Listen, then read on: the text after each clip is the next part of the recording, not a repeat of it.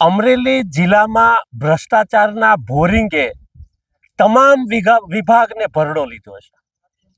જ્યાં જુઓ ત્યાં ભ્રષ્ટાચાર ભ્રષ્ટાચાર ભ્રષ્ટાચાર, હપ્તાખોરી, હપ્તા વસૂલી. અને આ ભ્રષ્ટાચારના ભોરિંગે જે તંત્ર ભ્રષ્ટ બન્યું છે, જનતા ત્રાહિમામ પોકારી ગઈ છે. શેત્રુંજી નદીના તમામ પટમાંથી બેફામ રેતી ચોરી થઈ રહી છે. અને આ રેતી ચોરી થાય છે એનાથી બધા અજાણ છે એવું નથી.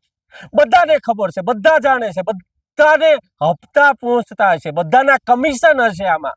એટલે આ લોકો પર કોઈ પણ જાતના પગલા લેવાતા નથી. હવે તો અધિકારીઓ પણ સુરક્ષિત નથી. અધિકારીઓને પણ લોડરમાં અપહરણ કરીને મારવામાં આવી રહ્યા છે. ગામના લોકો, આજે અમે ફતેપુર છીએ, અહીંયા ગામની જે સમસ્યાઓ છે, અહીંયા માલધારીઓ ત્રાહિમામ છે, અહીંયા ગામના લોકો ત્રાહિમામ છે, અહીંની બેનું દીકરીઓ ત્રાહિમામ છે. અહીંયા જ્યાં જુઓ ત્યાં રેતીના સ્ટોક જોવા મળે છે. આ એક ક્રિકેટ ગ્રાઉન્ડ હતું એવું કહેવામાં આવે છે, પણ આ તો જાણે એવું લાગે કે આ શેત્રુંજી નદીનો પટ બની ગયો હોય એવું લાગે છે. જ્યાં જુઓ ત્યાં બેફામ રેતી ચોરી છે. અમરેલી જિલ્લામાં રેતી માફિયા, ખનન માફિયા બેફામ બન્યા છે. કોની રહેમ નજર હેઠળ? મારું નામ જગદીશભાઈ બચુભાઈ પરમાર, ગામ ફતેપુર, અને મારી બેબલી સરપંચ છે અને જાગૃત નાગરિક તરીકે ગામના લોકોના પ્રશ્ન અવારનવાર ફરિયાદો આવે છે કે ભાઈ આ રેતી માફિયાઓ અવારનવાર અમને સ્ટોક કરે છે. પછી અમારા રહેણાંક વિસ્તાર અહીંયા બાજુમાં છે, તો બેનું દીકરીઓને સંડાસ પાણી જવું હોય તો ક્યાં જઈ શકે. પછી અમારે માલધારીવાળા છે, ઢોર બધા ગાઢ બકરાવાળા, એને એક તો ગૌસર અમારે આવું ટૂંકું છે, એમાં 5-5 વીઘામાં રેતી નાખી દે, તો માલ ઢોરવાળાને સંડાસ પાણીવાળા ક્યાં જાય?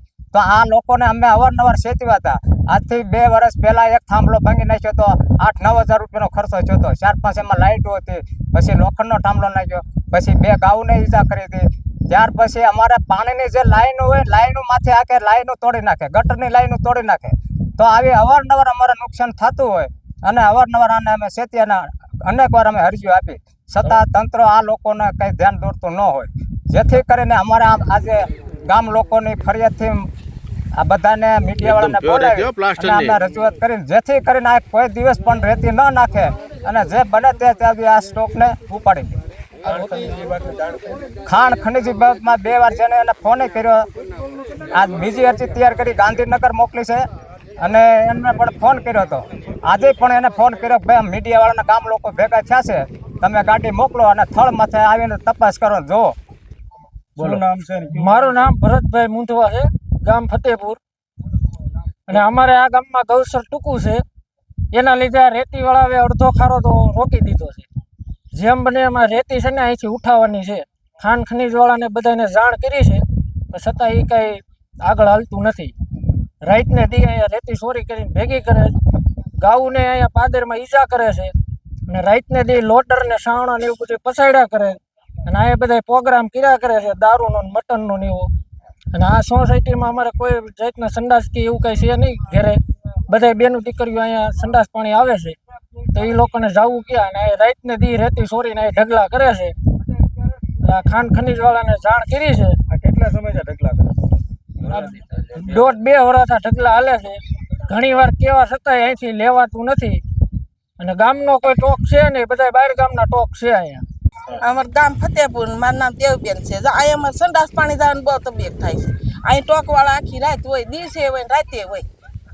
ટોકવાળા હેરાન કરે, જાય પ્રોગ્રામ કરે, દારૂ પીને અહીંયા પીડ્યા હોય. શેનો સ્ટોક કરે? રેતીનો. કેટલા ટાઈમથી આ રેતીનો? 5 વર્ષ અહીંયા રેતી અહીંયા રહે છે. અમે અહીંયા રહી છીએ, અમારે સંડાસ તો કાંઈ એવું છે નહીં સૌ પડતા. શું માંગણી છે તમારી? અમારે અહીંયા રેતી હટાવી લે, અહીં ટોક ન કરે.